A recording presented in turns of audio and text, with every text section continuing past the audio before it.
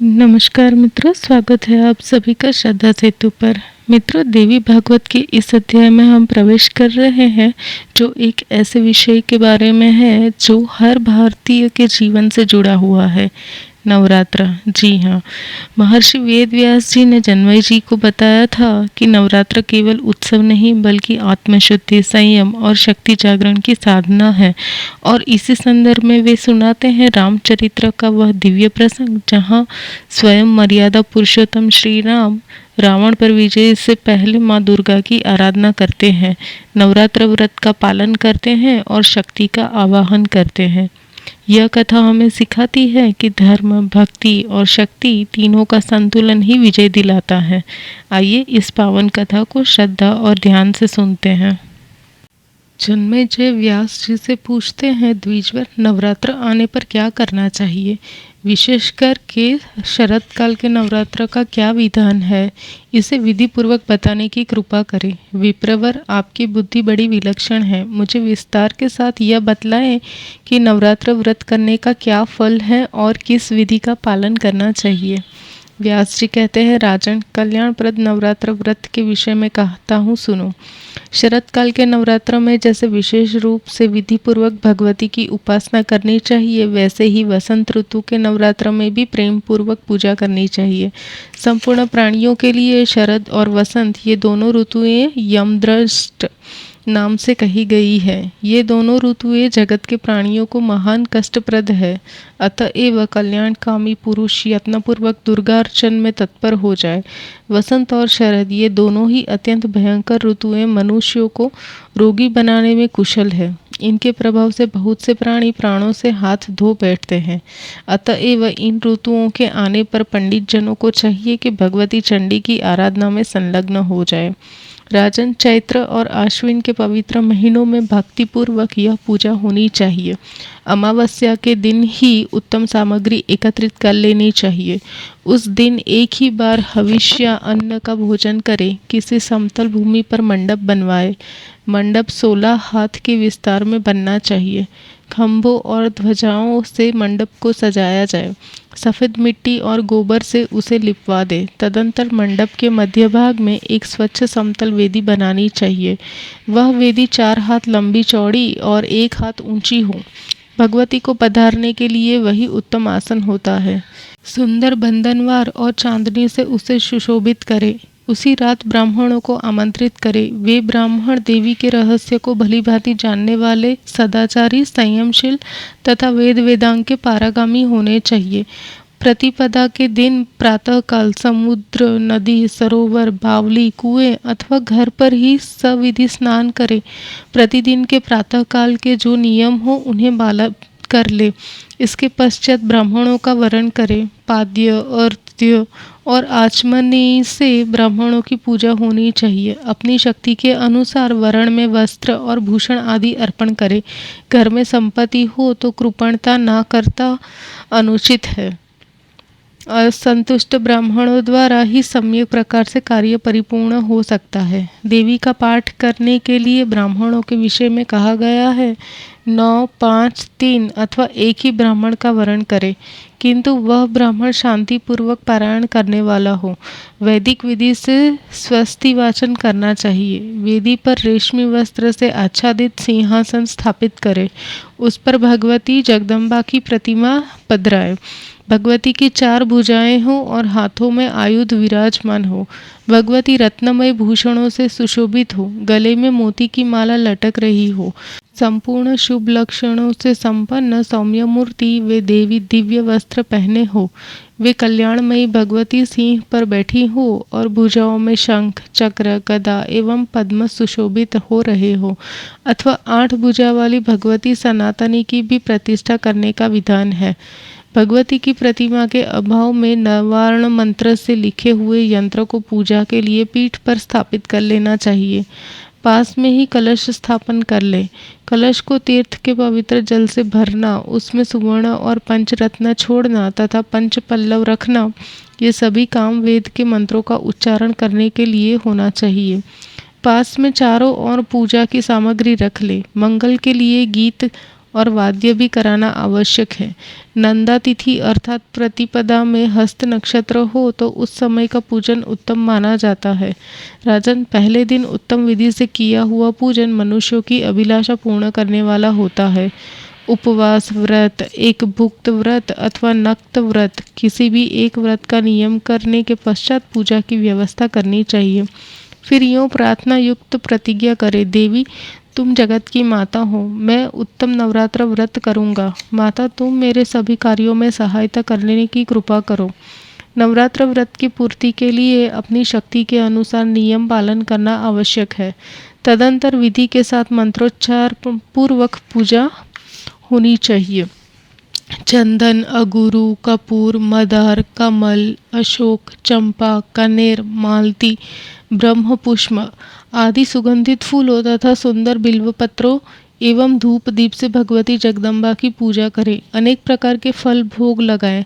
अर्घ्य देना परम आवश्यक है। नारियल, नींबू, अनार, केला, नारंगी और कटहल आदि सभी फलों से देवी की अर्चा करें। राजन, फिर भक्तिपूर्वक अन्न भोग लगाना चाहिए। हवन करने के लिए त्रिकोण कुंड बनाना चाहिए अथवा उत्तम वेदी भी बनाई जा सकती है, किंतु वह भी त्रिकोण ही हो।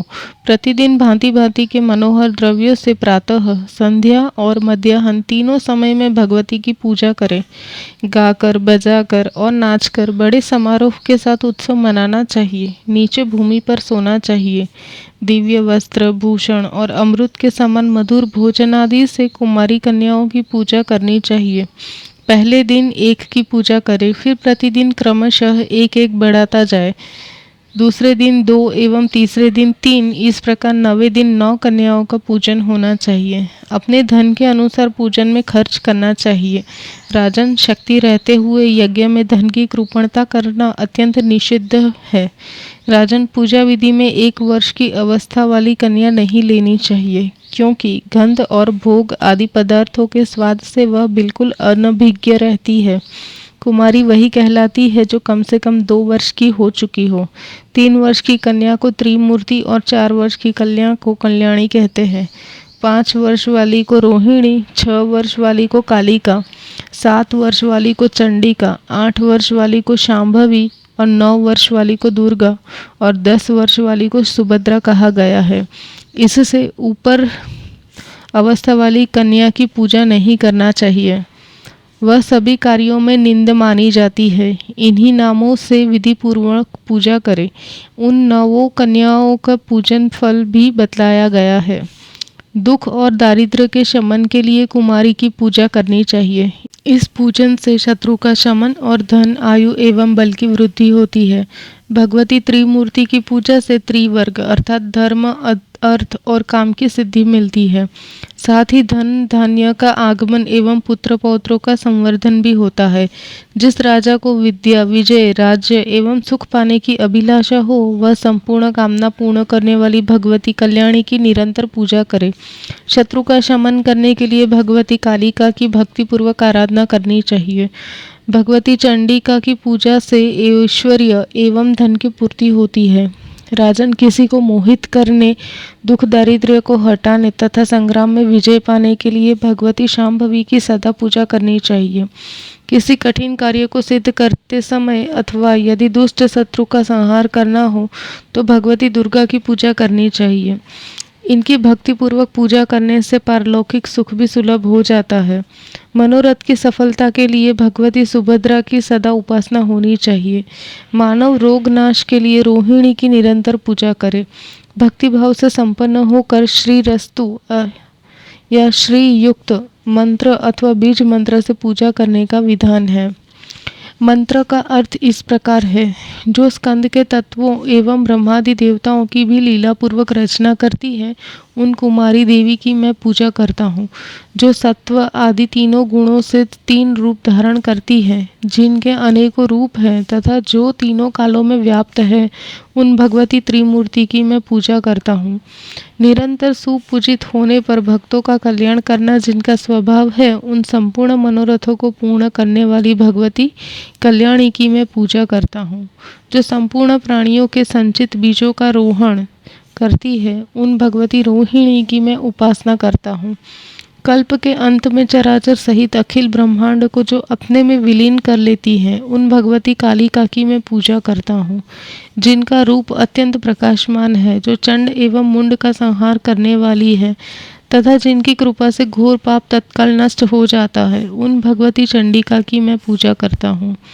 वेद जिनके स्वरूप है, वे ही वेद जिनके प्राकट्य के विषय में कारण का अभाव बतलाते हैं तथा सबको सुखी बनाना जिनका स्वाभाविक गुण है, उन भगवती शांभवी की मैं पूजा करता हूँ, जो भक्त को सदा संकट से बचाती हैं, दुख दूर करने में जिनका मनोरंजन होता है तथा देवता लोग भी जिन्हें जानने में असमर्थ है, उन भगवती दुर्गा की मैं पूजा करता हूँ, जो सुपूजित होने पर भक्तों का कल्याण करने में सदा संलग्न रहती है, उन अशुभ विनाशिनी भगवती सुभद्रा की मैं पूजा करता हूँ। पंडित जन इन्हीं मंत्रों से कन्याओं की पूजा करें। वस्त्र, भूषण, माला और चंदन आदि श्रेष्ठ वस्तुएं से पूजन करना चाहिए। व्यास जी कहते हैं, जिसके शरीर में किसी अंग की कमी हो, जिसके अंग में कहीं छिद्र हो तथा जो दुर्गंध युक्त एवं नीच कुल में उत्पन्न हुई हो, ऐसी कन्या को पूजा में नहीं लेना चाहिए। जन्म से अंधी, तिरछी नजर से ताकने वाली, कानी, कुरूपा, बहुत रोम वाली, रोगिणी तथा रजस्वला कन्या का पूजा में परित्याग कर दे। जो अत्यंत दुर्बल हो, जिसकी 1 वर्ष के भीतर उत्पत्ति हुई हो, विधवा स्त्री से जिसका जन्म हुआ हो तथा विवाह से पहले ही माता जिसे जन्म दे चुकी हो, ऐसी कन्याएं संपूर्ण पूजाओं में त्याज्य हैं। किसी प्रकार के रोग से रहित, श्रेष्ठ रूप वाली, सुंदरी, छिद्र रहित तथा अपनी माता एवं पिता से उत्पन्न कन्या का ही सम्यक प्रकार से पूजन करना चाहिए। सभी कार्य की सिद्धि के लिए ब्राह्मण की कन्या, युद्ध में विजय पाने के लिए क्षत्रिय की कन्या तथा व्यापार में लाभ के लिए वैश्य अथवा शूद्र की कन्या का पूजा करना चाहिए, ऐसी मान्यता है। ब्राह्मण और क्षत्रिय ब्राह्मण की कन्या की पूजा करते हैं। वैश्य के लिए ब्राह्मण, क्षत्रिय और वैश्य इन तीनों वर्णों की कन्या की पूजा करने का विधान है। शूद्र के लिए चारों वर्णों की कन्याएं पूजनीय हैं। शिल्प कर्म करने वाले मनुष्य यथा योग्य अपने अपने वंश की कन्याओं का पूजन करें। नवरात्र विधि से भक्तिपूर्वक निरंतर पूजा होनी चाहिए। यदि नवरात्र में प्रतिदिन पूजा करने के लिए असमर्थ हो तो अष्टमी के दिन विशेष रूप से पूजन करना परम आवश्यक है। प्राचीन समय की बात है, दक्ष के यज्ञ को विध्वंस करने वाली भगवती भद्रकाली का अवतार अष्टमी को हुआ था। उनकी आकृति बड़ी भयंकर थी। उनके साथ करोड़ों योगिनियां थी। अतएव भांति भांति के उपहारों, गंध एवं मालाओं द्वारा अष्टमी को विशेष विधान के साथ भगवती की निरंतर पूजा करनी चाहिए। उस दिन हविष्य, हवन, ब्राह्मण भोजन तथा फल पुष्प का उपहार दान आदि कार्यों से भगवती जगदम्बा को प्रसन्न करें। राजन, यदि पूरे नवरात्र में उपवास व्रत न कर सकता हो तो 3 दिन उपवास करने पर भी मनुष्य यथोक्त फल का अधिकारी हो जाता है, ऐसा कथन है। सप्तमी, अष्टमी और नवमी इन 3 रातों में उपवास करके देवी की पूजा करने से सभी फल प्राप्त हो जाते हैं। देवी पूजन, हवन, कुमारी पूजन और ब्राह्मण भोजन इन 4 कार्यों के संपन्न होने से सांगोपांग नवरात्र व्रत पूरा होता है, ऐसी उक्ति है। जगत में अन्य जितने व्रत एवं विविध प्रकार के दान हैं, वे इस नवरात्र व्रत की तुलना कदापि नहीं कर सकते, क्योंकि यह व्रत धन एवं धान्य प्रदान करने वाला, सुख और संतान बढ़ाने वाला, आयु और आरोग्य वर्धक तथा स्वर्ग और मोक्ष तक देने में समर्थ है। अतएव जिसे विद्या, धन या पुत्र पाने की इच्छा हो, वह मनुष्य इस सौभाग्यदायी मंगलमय व्रत का विधिवत अनुष्ठान करे। विद्या की अभिलाषा रखने वाले पुरुष को इस व्रत के प्रभाव से संपूर्ण विद्याएं सुलभ हो जाती है। जिसका राज्य छिन गया हो, ऐसे नरेश को पुनः गद्दी पर बैठाने की क्षमता इस व्रत में है। यह सर्वथा सत्य है। जिन्होंने पूर्व जन्म में इस उत्तम नवरात्र का पालन नहीं किया है, वे ही दूसरे जन्म में रोगी, दरिद्र और संतानहीन होते हैं। जो स्त्री वंध्या, विधवा अथवा धनहीन है, उसके विषय में ऐसा अनुमान कर लेना चाहिए कि अवश्य ही इसने पूर्व जन्म में नवरात्र व्रत नहीं किया है। जिसने जगत में आकर उक्त नवरात्र व्रत का पालन नहीं किया, वह कैसे धनी हो सकता है तथा कैसे उसे स्वर्ग में जाकर आनंद भोगने की सुविधा मिल सकती है। जिसने कोमल बिल्व पत्रों में रक्त चंदन लगाकर उनसे भगवती की पूजा की है वही पृथ्वी पर राजा होता है। भगवती कल्याण स्वरूपिणी है, इनका कभी जन्म मरण नहीं होता। दुख दूर करने में ये सदा तत्पर रहती है। सिद्धि प्रदान करने वाली ये देवी जगत में सबसे श्रेष्ठ है। जिस मनुष्य ने इनकी उपासना नहीं की वह निश्चय ही इस जगत में दुखी, शत्रुग्रस्त एवं दरिद्र होता है। ब्रह्मा, विष्णु, शंकर, सूर्य, अग्नि, वरुण, कुबेर एवं इंद्र प्रभृति देवता बड़े हर्ष के साथ जिनका ध्यान करते हैं, उन्हीं भगवती चंडिका को मानव क्यों नहीं भजते। मनु ने कहा है कि इनके स्वाहा और स्वदा इन नामों का उच्चारण करने से देवता और पितर तृप्त होते हैं। इसी से श्रेष्ठ मुनिगण संपूर्ण यज्ञों में हर्षपूर्वक मंत्रों के साथ इसका प्रयोग करते हैं। जिनकी इच्छा से ब्रह्मा इस जगत की सृष्टि करते हैं, विष्णु अनेक अवतार धारण करके पालन करते हैं तथा शंकर संहार करने में तत्पर होते हैं। उन जगत कल्याणदायिनी भगवती को मानव क्यों नहीं भजता। नर, नाग, पक्षी, पिशाच, राक्षस और देवता, इनमें कोई एक भी ऐसा नहीं है जिसमें भगवती की शक्ति ना हो और वह हिलडुल तक सके। घर घर की यही स्थिति है। मंगलमयी भगवती चंडिका संपूर्ण कामनाएं सिद्ध कर देती हैं। धर्म, अर्थ, काम और मोक्ष, इन चारों फलों की अभिलाषा करने वाला कौन ऐसा पुरुष है जो भगवती की उपासना ना करे अथवा उनके व्रत से वंचित रह जाए। महान से महान पापी भी यदि नवरात्र व्रत कर ले तो संपूर्ण पापों से उसका उद्धार हो जाता है। प्राचीन समय की बात है। एक निर्धन वैश्य था। वह महान दुखी था। राजन कौशल देश के किसी सज्जन ने उसका विवाह भी कर दिया था। उसके बहुत से बाल बच्चे हो गए थे, पर उनकी क्षुधा कभी शांत नहीं होती थी। उसके लड़के सायंकाल में किसी प्रकार कुछ भोजन पाते थे। वैश्य भी कुछ खा लेता था। भूखे रहते हुए वह सर्वदा दूसरे के कार्य में तत्पर रहता था। यूँ बड़ी कठिनता से कुटुंब का भरण पोषण चलता था। उस वैश्य के मन में अपार चिंता रहती थी, परंतु वह सदा धर्म में तत्पर रहता था। उसकी इंद्रिय शांत थी। वह बड़ा सदाचारी था, कभी झूठ नहीं बोलता था। उसके मन में क्रोध नहीं आने पाता था। वह सदा धैर्य से काम लेता, मन में अहंकार और डाह नहीं आने देता था। देवताओं, पितरों और अतिथियों की पूजा करने के पश्चात अपने आश्रित जनों को खिलाकर तब स्वयं कुछ भोजन करता था। यह उस वैश्य के प्रतिदिन का नियम था। यूँ उसका समय व्यतीत हो रहा था। उत्तम गुणों के कारण उसका नाम भी सुशील रख दिया गया था। दरिद्रता से अत्यंत घबराकर उस भूखे वैश्य ने एक शांत स्वभाव मुनि से पूछा, ब्राह्मण देवता, तुम्हारी बुद्धि बड़ी विलक्षण है। आज मुझ पर कृपा करके यह बताओ कि मेरी दरिद्रता निश्चय पूर्वक कैसे दूर हो सकती है। मानद मुझे धन की इच्छा नहीं है। मैं खूब संपन्न हो जाऊं यह नहीं चाहता। द्विजवर, तुमसे पूछने का मेरा इतना ही अभिप्राय है कि कुटुंब का भरण पोषण करने की शक्ति मुझ में आ जाए। मेरी छोटी बच्ची और बच्चे भोजन पाने के लिए सदा रोते रहते हैं। घर में इतना भी अन्न नहीं है कि मैं उन्हें एक एक मुट्ठी भी दे सकूं। रोते हुए मेरे बालक घर से निकल गए। मैंने उन्हें त्याग दिया है। अतः अब मेरे हृदय में आग सी लग गई है, परंतु धन के अभाव में मैं कर ही क्या सकता हूँ। मेरी लड़की विवाह के योग्य हो गई है। मेरे पास धन है नहीं, मैं क्या करूं। द्विजवर, इससे मेरा मन चिंता के समुद्र में गोते खा रहा है। दयानिधे, तुमसे कोई बात छिपी नहीं है। विप्र, अब तुम तप, दान, व्रत, मंत्र एवं जप कोई भी ऐसा उपाय बताओ जिससे मैं अपने आश्रित जनों का भरण पोषण सुचारू रूप से कर सकूं। बस मुझे इतना ही धन चाहिए। अधिक धन के लिए मैं प्रार्थना नहीं करता। महाभाग, तुम्हारी कृपा से अब मेरा परिवार सुखी हो जाए। अतदर्थ सोच समझकर कोई उपाय बतलाइए। व्यास जी कहते हैं, राजेंद्र, इस प्रकार सुशील वैश्य के पूछने पर उत्तम व्रत का पालन करने वाले उस ब्राह्मण को बड़ी प्रसन्नता हुई। उसने वैश्य से कहा, वैश्यवर, तुम अब श्रेष्ठ नवरात्र व्रत करो। इसमें भगवती जगदम्बा की पूजा, हवन और ब्राह्मण भोजन कराना होगा। वेद का पारायण, भगवती के मंत्र का जाप और होमादि सभी कार्य होते हैं, किंतु इस समय तुम अपनी शक्ति के अनुसार करो।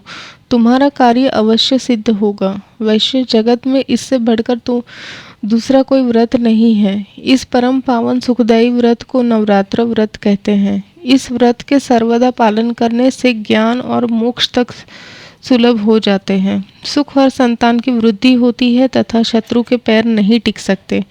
भगवान राम राज्य से च्युत हो गए थे, उन्हें सीता का वियोग हो गया था। उस समय किष्किंधा में उन्होंने यह व्रत किया था। उस अवसर पर सीता के विरह से भगवान राम अत्यंत संतप्त हो उठे थे। उन्होंने नवरात्र व्रत करके भगवती जगदम्बा की विधिवत उपासना की। तब उन्हें जनक नंदिनी सीता प्राप्त हुई। उन्होंने विशाल समुद्र पर पुल बांधा। महाबली रावण और कुंभकर्ण मारे गए। रावण कुमार मेघनाद की जीवन लीला समाप्त हुई। विभीषण को उन्होंने लंका का राजा बनाया। इसके पश्चात अयोध्या में आकर निष्कंटक राज्य भोगा। वैश्यवर अमित तेजस्वी भगवान श्री राम को धरातल पर इस प्रकार की सुख सुविधा इस नवरात्र के प्रभाव से ही सुलभ हुई थी। व्यास जी कहते हैं, राजन, ब्राह्मण की यह बात सुनकर उस वैश्य ने उसे अपना गुरु बना लिया। साथ ही मायाबीज नामक भुवनेश्वरी मंत्र की उससे दीक्षा ले ली। फिर नवरात्र व्रत करके संयम पूर्वक उत्तम भक्ति के साथ उसने जप आरंभ कर दिया। अनेकों प्रकार के सामान यथाशक्ति एकत्रित करके उनसे उसने भगवानी की आदरपूर्वक पूजा की। 9 वर्षों के प्रत्येक नवरात्र में भगवती के मायाबीज मंत्र का वह जप करता रहा। 9वें वर्ष के नवरात्र में अंतिम अष्टमी के दिन आधी रात के समय माता भगवती प्रकट हुई और उन्होंने उस वैश्य को अपने दर्शन दिए। साथ ही विविध प्रकार के वर देकर उसे कृतकृत्य कर दिया। जन्मेजय ने पूछा, भगवान राम ने देवी का सुखदायी नवरात्र व्रत क्यों किया था? उनका राज्याधिकार छीन जाने में क्या कारण था तथा सीता जी का हरण हो जाने पर उनको प्राप्त करने के लिए क्या किया? व्यास जी कहते हैं, प्राचीन समय की बात है। श्रीमान राजा दशरथ अयोध्या में राज्य करते थे। सूर्यवंशी राजाओं में उनकी बड़ी प्रतिष्ठा थी। उनके यहाँ देवता और ब्राह्मण सदा आदर पाते थे। उनके 4 पुत्र हुए जो राम, लक्ष्मण, भरत और शत्रुघ्न के नाम से जगत में प्रसिद्ध है। राजा को प्रसन्न रखने वाले वे बालक रूप और गुण में समान थे। राम की माता कौशल्या थी। कैकेयी से भरत का जन्म हुआ था और सुमित्रा से लक्ष्मण और शत्रुघ्न, ये दोनों सुंदर बालक एक साथ उत्पन्न हुए थे। ये बाल अवस्था में ही धनुष और बाण लेकर खेला करते थे। तदंतर इनका संस्कार किया गया। इनके कारण राजा के सुख की वृद्धि हो रही थी। इतने में विश्वामित्र जी आए और यज्ञ की रक्षा करने के लिए कुमार श्री राम को उन्होंने महाराज दशरथ से मांगा। तब भगवान श्री राम की अवस्था देख केवल 16 वर्ष की थी। राजा ने लक्ष्मण सहित श्री राम को मुनि के साथ जाने की आज्ञा दे दी। प्रिय दर्शन राम और लक्ष्मण मुनि के साथ चले गए। उन्होंने रास्ते में ही भयंकर रूप वाली ताड़का नामक राक्षसी को मार डाला। वह राक्षसी मुनियों को सदा सताया करती थी। भगवान राम के एक ही बाण से उसका काम तमाम हो गया। यज्ञ की रखवाली करते समय राम ने पापी सुबाहु के प्राण हर लिए। मारीच को भी मृतप्राय करके बाण के सहारे दूर फेंक दिया। इस प्रकार मुनि यज्ञ की रक्षा के इस गुरुतर कार्य को उन्होंने सहज ही संपन्न कर दिया। फिर श्री राम, लक्ष्मण और विश्वामित्र ये सभी मिथिला के लिए प्रस्थित हुए। मार्ग में इन्होंने अहल्या का शाप से उद्धार किया। भगवान श्री राम की कृपा से वह परम पावन बन गई। फिर श्री राम और लक्ष्मण विश्वामित्र जी के साथ जनकपुर में पहुंच गए। वहां भगवान शंकर के धनुष को जिसे तोड़ने के लिए जनक ने प्रतिज्ञा की थी वो तोड़ दिया। तदंतर लक्ष्मी की अंशभूता जानकी की भगवान श्री राम के साथ विवाह हो गया। महाराज जनक की एक दूसरी पुत्री उर्मिला थी, उसे उन्होंने लक्ष्मण को सौंप दिया। उत्तम लक्षणों से संपूर्ण सुशील भरत एवं शत्रुघ्न ये दोनों भाई कुशध्वज की कन्याओं के स्वामी बने। राजन, इस प्रकार इन चारों भाइयों का विवाह संस्कार उत्तम विधि के साथ जनकपुर में संपन्न हुआ। महाराज दशरथ ने देखा, मेरा पुत्र राम राज्य संभालने के लिए योग्य हो गया है, अतः उनके मन में भगवान राम पर राज्य का भार डालने की इच्छा हो गई। तैयारियां होने लगी। उन्हें देखकर कैकेयी ने महाराज दशरथ से अपने पहले के 2 वर मांगे। उसने अपने पतिदेव महाराज दशरथ को वश में कर लिया था। उसने एक वर से तो अपने पुत्र महाभाग भरत को राजा बनाया और दूसरा वर ये था कि श्री राम 14 वर्ष के लिए वन चले जाए। तदंतर कैकेयी ने कथानुसार सीता और लक्ष्मण के सहित भगवान राम दंडकारण्य में पधार गए। वहां पर बहुत से राक्षस रहते थे। अमय आत्मा महाराज दशरथ को पुत्र की विरह से अपार दुख हुआ। पूर्व शाप की बात उन्हें याद थी, अतः उन्होंने अपने प्राण त्याग दिए। भरत जी ने देखा पिताजी स्वर्ग सिधार गए, इनकी मृत्यु में माता कारण हुई है, अतः भाई श्री राम का प्रेम भाजन बनने की इच्छा से उन्होंने राज्य का अस्वीकार कर दिया। भगवान राम पंचवटी में निवास कर रहे थे। वहां रावण की छोटी बहन सूर्पणखा आई। कामदेव उसे सता रहा था। उन्होंने उसे विरूप बना दिया। नाक कान कटी हुई उस राक्षसी सूर्पणखा को देखकर खर दूषण आदि दैत्यों ने अमित तेजस्वी भगवान राम के साथ घोर संग्राम किया। वे खर प्रभृति राक्षस असीम बलशाली थे, फिर भी मुनियों के हित की इच्छा रखने वाले सत्य पराक्रमी श्री राम के हाथ उन्हें प्राणों से हाथ धोना पड़ा। सूर्पणखा बड़ी दुष्टा थी। वह लंका गई और राम के द्वारा खर दूषण के मारे जाने का समाचार उसने रावण के पास पहुंचाया। रावण भी बड़ा नीच था।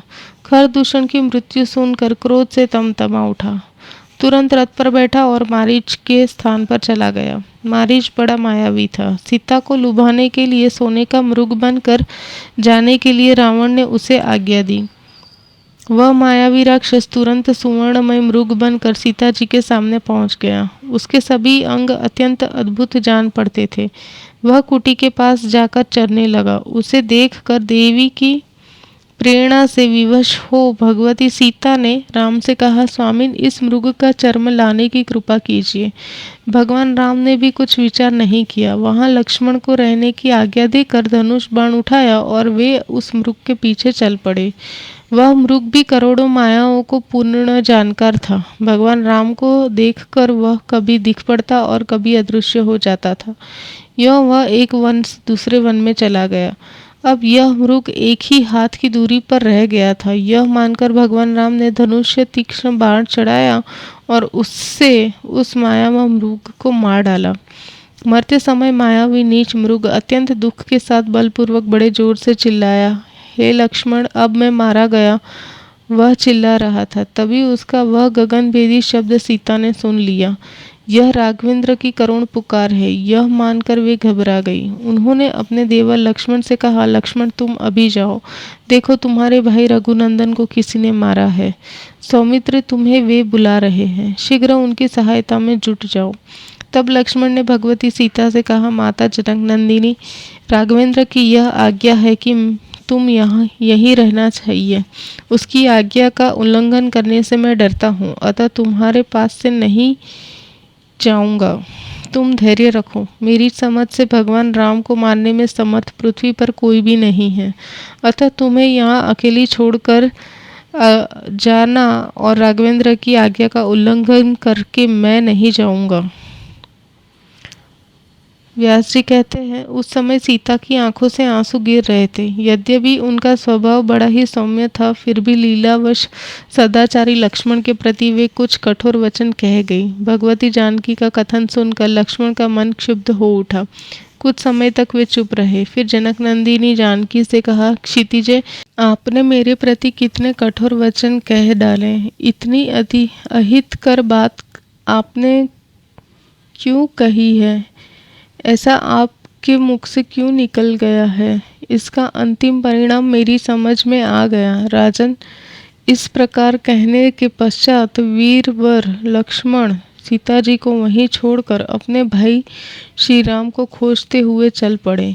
उस समय लक्ष्मण की आंखों से आंसुओं की अजस्त्र धारा बह रही थी। वे बड़े दुखी थे। उनके जाते ही उस आश्रम में रावण का प्रवेश हो गया।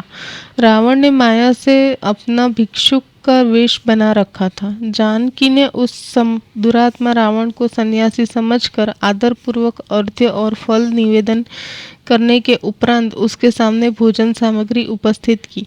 तब उस नीच रावण ने नम्रता के साथ बड़े मधुर स्वर में सीता से पूछा, कमल के समान सुंदर नेत्र वाली तुम अकेली ही इस वन में कौन हो? वामोरु, तुम किसकी पुत्री हो और कौन तुम्हारा भाई है और किसके साथ तुम्हारा विवाह हुआ है? सुंदरी, तुम क्यों एक गंवारीन स्त्री की भांति बिना किसी को साथ लिए यहाँ ठहरी हुई हो? प्रिय, तुम देव कन्या के समान श्रेष्ठ प्रतिभा वाली हो, तुम्हें ऊंचे महलों में रहना चाहिए। मुनि पत्नी की भांति इस निर्जन वन में तुम्हारे रहने का क्या कारण है? व्यास जी कहते हैं, रावण के उक्त कथन को सुनकर जनक कुमारी जानकी उत्तर देने लगी। देववश उस समय भी उनको मंदोदरी पति रावण दिव्य यति ही जान पड़ा। सीता ने कहा, एक समृद्धशाली राजा है, उनका नाम महाराज दशरथ है। उनके 4 लड़के हैं, उनमें से सबसे बड़े लड़के जिनकी राम नाम से प्रसिद्धि है, मेरे पतिदेव हैं। राजा ने मेरे स्वामी को 14 वर्ष के लिए वनवास दे दिया है। इसमें कई निमित्त हुई थी, अतः लक्ष्मण के साथ वे यहाँ निवास करते हैं। मैं जनक की पुत्री हूँ, मुझे लोग जानकी कहते हैं। भगवान शंकर का धनुष तोड़कर श्री राम ने मुझे अपनी पत्नी बनाया है। उन्हीं के बाहुबल से सुरक्षित मैं इस निर्जन वन में रहती हूँ। सुवर्णमय मृग देखकर उसे मारने के लिए अभी मेरे पतिदेव गए हैं। फिर भाई की पुकार सुनकर लक्ष्मण का भी इसी क्षण उधर जाना हो गया है। उन राम और लक्ष्मण की भुजा के प्रताप से ही मैं यहाँ निर्भय रहती हूँ। मेरे वनवासी जीवन व्यतीत करने का यही सब वृतांत है। मेरे पतिदेव और देवर दोनों महानुभाव अब आते ही होंगे। वे आकर आपकी विधि पूर्वक पूजा करेंगे। सन्यासी भगवान विष्णु के स्वरूप है, अतः आप मेरे पूजा के पात्र बन चुके। किंतु इस भयंकर वन में बहुत से राक्षस रहते हैं। यहीं पर यह आश्रम बना है। इसी से मैं आपसे पूछती हूँ, आप मेरे सामने सच्ची बात बताने की कृपा करें। आप सन्यासी के वेश में इस जंगल में पधारे हुए कौन है? रावण ने कहा, मैं लंका का समृद्धशाली राजा रावण हूँ। मेरी स्त्री का नाम मंदोदरी है। सुंदरी, तुम्हें पाने के लिए ही मैंने ऐसा रूप बना लिया है। वरारोहे, अभी बहन शूर्पणखा के प्रेरणा करने पर मैं यहाँ आया हूँ। खर और दूषण दोनों भाई जनस्थान में मारे गए, यह समाचार मुझे मिल गया था। अतः अब तुम उस मानव पति को छोड़कर मुझ नरेश को अपना स्वामी बनाओ। राम राज्य से च्युत हो गया है, उसके मुख पर सदा उदासी छाई रहती है। शक्तिहीन होकर वह वन में रहता है। सुंदरी, तुम मेरी पटरानी बनो। मंदोदरी तुमसे नीचे होकर रहेगी। मैं तुम्हारा दास हूँ, तुम मेरी स्वामिनी बनने की कृपा करो। संपूर्ण लोकपालों पर मुझे विजय मिल चुकी है, फिर भी मेरा मस्तक तुम्हारे चरणों को चूम रहा है। जानकी, अब तुम मेरा हाथ पकड़कर मुझे सनाथ बनाने की कृपा करो। अबले तुम्हारे लिए पहले भी मैंने तुम्हारे पिता से याचना की थी। उस समय जनक ने यों कहा था, मैंने धनुष तोड़ने की शर्त रखी है। भगवान शंकर का धनुष मेरे हाथ टूट जाएगा, इस भय से मैं स्वयंवर में गया ही नहीं। परंतु तभी से मेरा विवाहतुर मन तुम में आसक्त होकर बार बार गोते खा रहा है। तुम इस वन में रहती हो, यह सुनकर मैं यहाँ आया हूँ। अब तुम मेरे परिश्रम को सफल बनाने की कृपा करो। व्यास जी कहते हैं, रावण के ये कुत्सित वचन सुनकर माता जानकी भय से व्याकुल हो उठी। उनका सारा शरीर कांप गया। फिर मन को स्थिर करके उन्होंने कहा, पुलत्स्य कुमार रावण, तू काम के चंगुल में फंसकर क्यों इस प्रकार की घृणित बातें बक रहा है? अरे, मैं हाट की वेश्या नहीं हूँ। महाराज जनक के कुल में मेरा जन्म हुआ है। रावण, तू लंका चला जा, भगवान राम तुझे अवश्य मारेंगे। मेरे लिए ही तेरी मृत्यु होगी, यह बिल्कुल निश्चित बात है। इस प्रकार कहकर भगवती जानकी पर्णशाला में जहाँ अग्नि स्थापन किया हुआ था वहाँ चली गई। उस समय जगत को रुलाने वाले रावण के प्रति दूर हो यह आवाज़ उनके मुख से निकल रही थी। तत्पश्चात रावण असली रूप में आकर पर्णशाला के पास पहुंच गया और उसने जबरदस्ती सीता को पकड़ लिया। सीता भय से घबराकर रोने लगी। हाँ राम, लक्ष्मण, इस प्रकार की करुण ध्वनि के उनके मुख से निरंतर निकल रही थी। उधर नीच रावण ने उन्हें पकड़ा और रथ पर बैठाकर वह तुरंत चल पड़ा। जाते समय मार्ग में अरुण नंदन जटायु ने उसे घेर लिया। फिर उस वन में ही रावण और जटायु का भयंकर युद्ध आरंभ हो गया। तात रावण के हाथों जटायु की सत्ता शिथिल हो गई। तब वह राक्षस सीता को लेकर लंका चला गया। बेचारी सीता कुर्री पक्षी की भांति विलाप कर रही थी। दुष्ट रावण ने अशोक वाटिका में सीता के रहने की व्यवस्था कर दी। उनके पास राक्षसों का पहरा लगा दिया। साम दाम दंड भेद सभी नीतियां बरतने पर भी रावण सीता को अपने सदाचार से न डिगा सका। उधर भगवान राम भी सुवर्ण में मृग को तुरंत मारकर उसे ले आश्रम की ओर बढ़े। उनकी आंखें सामने आते हुए लक्ष्मण पर पड़ी। तुरंत भगवान राम ने कहा, अरे भैया, तुमने यह विषम कार्य क्यों कर डाला? प्रेयसी सीता को असहाय छोड़कर तुम्हारे यहाँ आने का क्या कारण है? क्या तुम इस नीच की पुकार सुनकर चले आए? उस समय सीता के वचन रूपी बाण से लक्ष्मण अत्यंत दुखी थे। उन्होंने भगवान राम से कहा, प्रभु, समय बलवान है, उसी की प्रेरणा से मैं यहाँ आ गया, यही निश्चित बात है। फिर श्री राम और लक्ष्मण दोनों पर्णशाला में गए। उन्होंने वहाँ की स्थिति देखी। अब उनके दुख की सीमा न रही। फिर तो जानकी के खोजने में दोनों भाई तत्पर हो गए। खोजते हुए वह उस स्थान पर पहुँचे जहाँ पक्षीराज जटायु गिरे पड़े थे। पृथ्वी ने पक्षीराज को गोद में लिया था। अभी शरीर में प्राण थे। जटायु ने कहा, थोड़ी देर की बात है, रावण द्वारा जनक नंदिनी जानकी हरी गई है। मैंने उस नीच राक्षस को रोक लिया था, परंतु अंत में उसकी शक्ति सफल हो गई, जिससे मुझे सम्रांगण में लेट जाना पड़ा। इस प्रकार कहने के पश्चात जटायु के शरीर से प्राण प्रयाण होकर गए। भगवान के स्पर्श से उनका शरीर पवित्र हो चुका था। राम और लक्ष्मण ने अपने हाथों पक्षीराज की पारलौकिक क्रियाएं संपन्न की। तदंतर वे वहां से आगे बढ़े। फिर उन्होंने कबंधन को मारकर उसका शाप से उद्धार किया। कबंध के प्रस्ताव पर ही सुग्रीव से राघवेंद्र की मित्रता हुई। वीरवर बाली भगवान के हाथ स्वर्ग सिधार गया। कार्य साधन कराने की आशा से श्री राम ने किष्किंधा का वह उत्तम राज्य सुग्रीव को सौंप दिया। वहीं लक्ष्मण सहित भगवान राम बहुत समय तक ठहरे। रावण द्वारा हरी गई प्रेयसी सीता के विषय में उनका चित्त सदा चिंतित रहता था। एक समय की बात है, सीता के विरह से अत्यंत व्याकुल होकर भगवान राम ने लक्ष्मण से कहा, सौमित्रे, जानकी का कुछ भी पता न चला। उसके बिना मेरी मृत्यु बिल्कुल निश्चित है। जानकी के बिना अयोध्या में पैर ही न रख सकूंगा। राज्य हाथ से चला गया, वनवासी जीवन व्यतीत करना पड़ा। पिताजी सूरधाम सिधारे, स्त्री हरी गई, पता नहीं देव आगे क्या करेगा। मनु के उत्तम वंश में हमारा जन्म हुआ। राजकुमार होने की सुविधा हमें निश्चित सुलभ थी, फिर भी वन में हम असीम दुख भोग रहे हैं। सौमित्र, तुम भी राजसी भोग का परित्याग करके दुर्देव की प्रेरणा से मेरे साथ निकल पड़े। लो, अब यह कठिन कष्ट भोगो। लक्ष्मण, विदेह कुमारी सीता बचपन के स्वभाववश हमारे साथ चल पड़ी।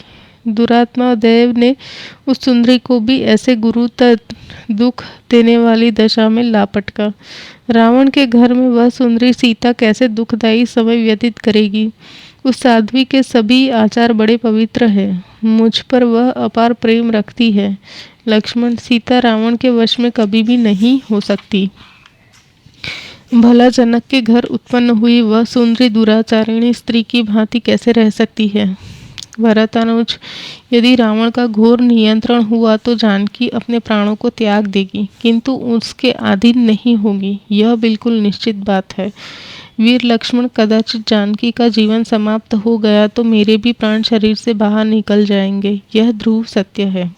इस प्रकार कमल लोचन भगवान राम विलाप कर रहे थे। तब धर्मात्मा लक्ष्मण ने उन्हें आश्वासन देते हुए सत्यतापूर्वक कहा, महाबाहु, संप्रति इस दयनीय भाव का परित्याग करके धैर्य रखिए।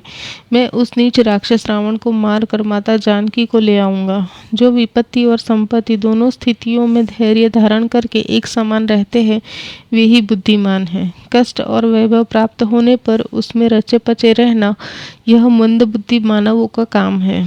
संयोग और वियोग तो होते ही रहते हैं, इसमें शोक क्यों करना चाहिए। जैसे प्रतिकूल समय प्राप्त होने पर राज्य से वंचित होकर वनवास हुआ है, सीता हरी गई है, वैसे ही अनुकूल समय आने पर संयोग भी हो जाएगा। भगवान, इसमें कुछ भी अन्यथा विचार करने की आवश्यकता नहीं है। अतः अब आप शोक का परित्याग कीजिए। बहुत से वानर है, श्री जानकी जी को खोजने के लिए वे चारों दिशाओं में जाएंगे। उनके प्रयास से माता सीता अवश्य आ जाएगी, क्योंकि रास्ते के विषय में न जानकारी प्राप्त हो जाने पर मैं वहां जाऊंगा और पूरी शक्ति लगाकर उस नीच रावण को मारने के पश्चात जानकी को ले आऊंगा। अथवा भैया, सेना और शत्रुघ्न सहित भरत जी को बुलाकर हम तीनों एक साथ हो शत्रु रावण को मार डालेंगे। अतः आप शोक न कीजिए। राघव, प्राचीन समय की बात है, महाराज रघु एक ही रथ पर बैठे और उन्होंने संपूर्ण दिशाओं पर विजय पर प्राप्त कर ली। उन्हीं के कुल दीपक आप हैं, अतः आपका शोक करना किसी प्रकार शोभा नहीं देता। मैं अकेले ही अखिल देवताओं और दानवों को जीतने की शक्ति रखता हूँ, फिर मेरे सहायक भी हैं। तब कुलाधम रावण को मारने में क्या संदेह है। मैं जनक जी को भी सहायक रूप में बुला लूंगा। रघुनंदन, मेरे इस प्रयास से देवताओं का कंटक दुराचारी वह रावण अवश्य ही प्राणों से हाथ धो बैठेगा। राघव, सुख के बाद दुख और दुख के बाद सुख चक्के की भांति निरंतर आते जाते ही रहते हैं। सदा कोई एक स्थिति नहीं रह सकती। जिसका अत्यंत दुर्बल मन सुख और दुख की परिस्थिति में तदनुकूल हो जाता है, वह शोक के अथाह समुद्र में डूबा रहता है। उसे कभी भी सुख नहीं मिल सकता। आप तो इन सभी से पर है। रघुनंदन, बहुत पहले की बात है, इंद्र को भी दुख भोगना पड़ा था। संपूर्ण देवताओं ने मिलकर उनके स्थान पर नहुष की नियुक्ति कर दी थी। वे अपने पद से वंचित होकर डरे हुए कमल के कोष में बैठे रहे। बहुत वर्षों तक उनका अज्ञातवास चलता रहा, पर समय बदलते ही इंद्र को फिर अपना स्थान प्राप्त हो गया। मुनि के शाप से नहुष की आकृति अजगर के समान हो गई और उसे धरातल पर गिर जाना पड़ा। जब उस नरेश के मन में इंद्राणी को पाने की प्रबल इच्छा जाग उठी और वह ब्राह्मणों का अपमान करने लगा, तब अगस्त्य जी कुपित हो गए। इसके परिणाम स्वरूप नहुष को सर्प योनि मिली। अतएव राघव, दुख की घड़ी सामने आने पर शोक करना समीचीन नहीं है। विज्ञ पुरुष को चाहिए इस स्थिति में मन को उद्यमशील बनाकर सावधान रहे। महाभाग, आपसे कोई बात छिपी नहीं है। जगत प्रभु, आप सब कुछ करने में समर्थ हैं, फिर साधारण मनुष्य की भांति मन में क्यों इतना गुरुतर शोक कर रहे हैं। व्यास जी कहते हैं, लक्ष्मण के उपरयुक्त वचन से भगवान राम का विवेक विकसित हो उठा। अब वे अत्यंत शोक से रहित होकर निश्चिंत हो गए। इस प्रकार भगवान राम और लक्ष्मण परस्पर विचार करके मौन बैठे थे। इतने में ही महाभाग नारद ऋषि आकाश से उतर आए। उस समय उनकी स्वर और ग्राम से विभूषित विशाल वीणा बज रही थी। वे रथंतर शाम को उच्च स्वर से गा रहे थे। मुनि जी भगवान राम के पास पहुंच गए। उन्हें आया देखकर अमित तेजस्वी श्री राम उठ खड़े हुए। उन्होंने मुनि को श्रेष्ठ पवित्र आसन दिया, पाद्य और अर्घ्य की व्यवस्था की। भली भांति पूजा करने के उपरांत हाथ जोड़कर खड़े हो गए। फिर मुनि के आज्ञा देने पर उनके पास ही भगवान बैठ गए। उस समय छोटे भाई लक्ष्मण भी उनके पास थे। उनके मानसिक कष्ट तो था ही। मुनि व नारद ने प्रीतिपूर्वक उनसे कुशल पूछी, साथ ही कहा, राघव, तुम साधारण जनों की भांति क्यों इतने दुखी हो। दुरात्मा रावण ने सीता को हर लिया है, यह बात तो मुझे ज्ञात है। मैं देवलोक में गया था, वहीं मुझे यह समाचार मिला। अपने मस्तक पर मंडराती हुई मृत्यु को न जानने से ही मोहवश उसकी यह कुकार्य में प्रवृत्ति हुई है। रावण का निधन ही तुम्हारे अवतार का प्रयोजन है, इसलिए सीता का हरण हुआ है। जानकी पूर्व जन्म में मुनि की पुत्री थी। तप करना इसका स्वाभाविक गुण था। यह साध्वी वन में तपस्या कर रही थी। उसे रावण ने देख लिया। राघव, उस दुष्ट ने मुनि कन्या से प्रार्थना की, तुम मेरी भार्या बन जाओ। मुनि कन्या द्वारा घोर अपमानित होने पर दुरात्मा रावण ने उस तपस्वी का जूड़ा बलपूर्वक पकड़ लिया। अब तो तपस्विनी क्रोधाग्नि भड़क उठी। मन में आया, इसके स्पर्श किए हुए शरीर को छोड़ देना ही उत्तम है। राम, उसी समय उस तापसी ने रावण को शाप दिया, दुरात्मन, तेरा संहार करने के लिए मैं धरातल पर एक उत्तम स्त्री के रूप में प्रकट होंगी। मेरे अवतार में माता के गर्भ से कोई संबंध नहीं रहेगा। इस प्रकार कहकर उस तापसी ने शरीर त्याग दिया। यही वे सीता है जो लक्ष्मी के अंश से प्रकट हुई है। ब्रह्मवश सर्प को माला समझकर अपनाने वाले व्यक्ति की भांति अपने वंश का उच्छेद कराने के लिए ही रावण ने इनको हरा है। राघव, देवताओं ने रावण वध के लिए सनातन भगवान श्री हरि से प्रार्थना की थी। परिणाम स्वरूप रघुकुल में तुम्हारे रूप में श्री हरि का प्राकट्य हुआ है। महाबाहो, धैर्य रखो। सदा धर्म में तत्पर रहने वाली साध्वी सीता किसी के वश में नहीं हो सकती। उनका मन निरंतर तुम्हारे ध्यान में संलग्न है। सीता के पीने के लिए स्वयं इंद्र एक पात्र में रखकर कामधेनु का दूध भेजते हैं और उस अमृत के समान मधुर दूध को वे पीती है। कमल पत्र के समान विशाल नेत्र वाली सीता को स्वर्गीय सुरभि गौ का दुग्धपान करने से भूख और प्यास का किंचित मात्र भी कष्ट नहीं है। यह मैंने स्वयं देखा है। राघव, अब मैं रावण वध का उपाय बताता हूँ। इस आश्विन महीने में तुम श्रद्धापूर्वक नवरात्र का अनुष्ठान करने में लग जाओ। राम नवरात्र में उपवास, भक्ति का आराधन तथा सविधि जप और होम संपूर्ण सिद्धियों का दान करने वाले हैं। बहुत पहले ब्रह्मा, विष्णु, महेश और स्वर्गवासी इंद्र तक इस नवरात्र का अनुष्ठान कर चुके हैं। राम, तुम सुखपूर्वक यह पवित्र नवरात्र व्रत करो। किसी कठिन परिस्थिति में पड़ने पर पुरुष को यह व्रत अवश्य करना चाहिए। राघव, विश्वामित्र, भृगु, वशिष्ठ और कश्यप द्वारा इस व्रत का अनुष्ठान हो चुका है, यह निश्चित बात है। अतएव राजेंद्र, तुम रावण वध के निमित्त इस व्रत का अनुष्ठान अवश्य करो। वृत्रासुर का वध करने के लिए इंद्र तथा त्रिपुर वध के लिए भगवान शंकर भी इस सर्वोत्कृष्ट व्रत का अनुष्ठान कर चुके हैं। महामते, मधु को मारने के लिए भगवान श्री हरि ने सुमेरु गिरी पर यह व्रत किया था। अतएव राघव, सावधानी पूर्वक विधि के साथ तुम्हें भी यह व्रत अवश्य करना चाहिए। भगवान राम ने पूछा, दयानिधे, आप सर्वज्ञान संपन्न हैं, विधि पूर्वक यह बताने की कृपा करें कि ये देवी कौन है, उनका क्या प्रभाव है, वे कहाँ से अवतरित हुई और उन्हें किस नाम से संबोधित किया जाता है। नारद जी बोले, राम सुनो, वह देवी आद्य शक्ति है, सदा सर्वदा विराजमान रहती है। उसकी कृपा से संपूर्ण कामनाएं सिद्ध हो जाती हैं। आराधना करने पर दुखों को दूर करना उनका स्वाभाविक गुण है। रघुनंदन, ब्रह्मा प्रभृति संपूर्ण प्राणियों की निमित्त कारण वही है। उस शक्ति के बिना कोई भी हिलडुल तक नहीं सकता। मेरे पिता ब्रह्मा सृष्टि करते हैं, विष्णु पालन करते हैं और शंकर संहार करते हैं। इनमें जो मंगलमयी शक्ति भासित होती है वही यह देवी है। त्रिलोकी में जो सत असत कही कोई भी वस्तु सतात्मक रूप से विराजमान है, उसकी उत्पत्ति में निमित्त कारण इस देवी के अतिरिक्त और कौन हो सकता है। जिस समय किसी की भी सत्ता नहीं थी, उस समय भी इस प्रकृति शक्ति देवी का परिपूर्ण विग्रह विराजमान था। इसी की शक्ति से एक पुरुष प्रकट होता है और उसके साथ यह आनंद में निमग्न रहती है। यह युग के आरंभ की बात है।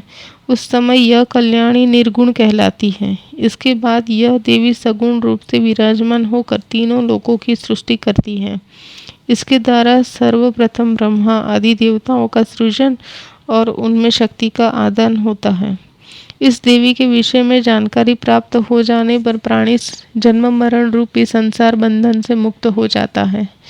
इस देवी को जानना परम आवश्यक है। वेद इसके बाद प्रकट हुए हैं, अर्थात वेदों की रचना करने का श्रेय इसी को है। ब्रह्मा आदि महानुभावों ने गुण और कर्म के भेद से इस देवी के अनंत नाम बतलाए हैं और वैसे ही कल्पना भी की है।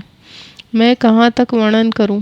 रघुनंदन, अकार से लेकर क्षकार पर्यंत जितने वर्ण और स्वर प्रयुक्त हुए हैं, इनके द्वारा भगवती के असंख्य नामों का ही संकलन होता है।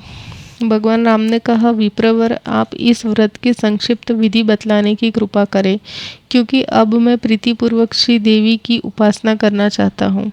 श्री नारद जी बोले, राम, समतल भूमि पर एक सिंहासन रखकर उस पर भगवती जगदम्बा को पधराओ और 9 रात तक उपवास करते हुए उनकी आराधना करो। पूजा सविधि होनी चाहिए। राजन, मैं इस कार्य में आचार्य का काम करूंगा, क्योंकि देवताओं का कार्य शीघ्र सिद्ध हो, इसके लिए मेरे मन में प्रबल उत्साह हो रहा है। व्यास जी कहते हैं, परंपरातापी भगवान राम ने मुनिवर नारद जी के कथन को सुनकर उसे सत्य माना। एक उत्तम सिंहासन बनवाने की व्यवस्था की और उस पर कल्याणमयी भगवती जगदम्बा के विग्रह को पधराया। व्रती रहकर भगवान ने विधि विधान के साथ देवी पूजन किया। उस समय आश्विन मास आ गया था। उत्तम किष्किंधा पर्वत पर यह व्यवस्था हुई थी। 9 दिनों तक उपवास करते हुए भगवान राम इस श्रेष्ठ व्रत को संपन्न करने में संलग्न रहे। विधिवत होम पूजन आदि की विधि भी पूरी की गई। नारद जी के बतलाए हुए इस व्रत को राम और लक्ष्मण दोनों भाई प्रेम पूर्वक करते रहे। अष्टमी तिथि को आधी रात के समय भगवती प्रकट हुई। पूजा होने के उपरांत भगवती सिंह पर बैठी हुई पधारी और उन्होंने श्री राम लक्ष्मण को दर्शन दिए।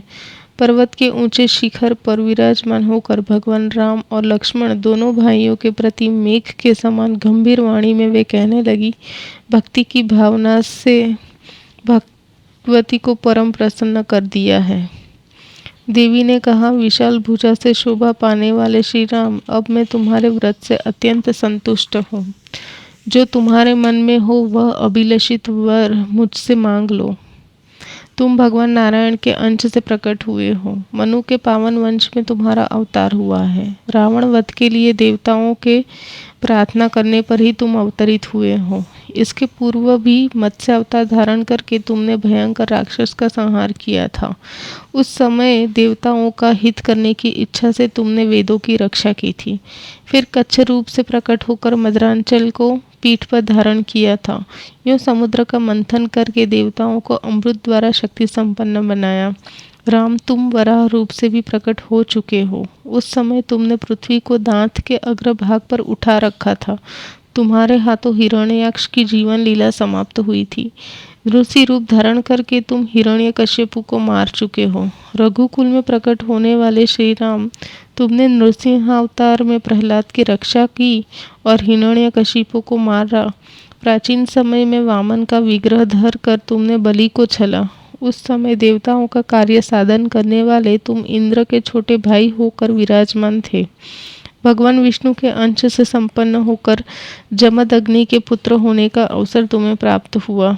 उस अवतार में क्षत्रियों को मारकर तुमने पृथ्वी ब्राह्मणों को दान कर दी। रघुनंदन, उसी प्रकार इस समय तुम राजा दशरथ के यहाँ पुत्र रूप से प्रकट हुए हो। तुम्हें अवतार लेने के लिए संपूर्ण देवताओं ने प्रार्थना की थी, क्योंकि उन्हें रावण महान कष्ट दे रहा था। राजन, अत्यंत बलशाली ये सभी वानर देवताओं के ही अंश हैं। ये तुम्हारे सहायक होंगे। इन सब में मेरी शक्ति निहित है। अनघ, तुम्हारा यह छोटा भाई लक्ष्मण शेषनाग का अवतार है। रावण के पुत्र मेघनाद को यह अवश्य मार डालेगा। इस विषय में तुम्हें कुछ भी संदेह नहीं करना चाहिए। अब तुम्हारा परम कर्तव्य है, इस वसंत ऋतु के नवरात्र में असीम श्रद्धा के साथ उपासना में तत्पर हो जाओ। तदंतर पापी रावण को मारकर सुखपूर्वक राज्य भोगो। 11,000 वर्षों तक धरातल पर तुम्हारा राज्य स्थिर रहेगा। राघवेंद्र, राज्य भोगने के पश्चात पुनः तुम अपने परम धाम को सिधारोगे। व्यास जी कहते हैं, इस प्रकार कहकर भगवती अंतर्ध्यान हो गई। भगवान राम के मन में प्रसन्नता की सीमा न रही। नवरात्र व्रत समाप्त करके दशमी के दिन भगवान राम ने यात्रा कर दी। प्रस्थान के पूर्व विजयादशमी की पूजा का कार्य संपन्न किया। जानकी वल्लभ भगवान श्री राम की कीर्ति जगत प्रसिद्ध है। वे पूर्ण काम है। प्रकट होकर परम शक्ति की प्रेरणा करने पर सुग्रीव के साथ श्री राम समुद्र के तट पर गए। साथ में लक्ष्मण जी थे। फिर समुद्र में पुल बांधने की व्यवस्था करके देव शत्रु रावण का वध किया। जो मनुष्य भक्ति पूर्वक देवी के इस उत्तम चरित्र का श्रवण करता है, उसे प्रचुर भोग भोगने के पश्चात परम पद की उपलब्धि हो जाती है। इसी के साथ 30 अध्याय खत्म हुए और श्रीमद् देवी भागवत का तीसरा स्कंद भी समाप्त हुआ। देखा मित्रों, इस दिव्य कथा से हमें एक गहन संदेश मिलता है कि नवरात्र केवल बाहरी उत्सव नहीं है, बल्कि अंतर्मन की साधना है। जब भगवान श्री राम भी विजय से पहले माँ दुर्गा की उपासना करते हैं, तो हम जैसे साधकों के लिए नवरात्र का महत्व कितना महान होगा, इसका अनुमान सहज ही लगाया जा सकता है।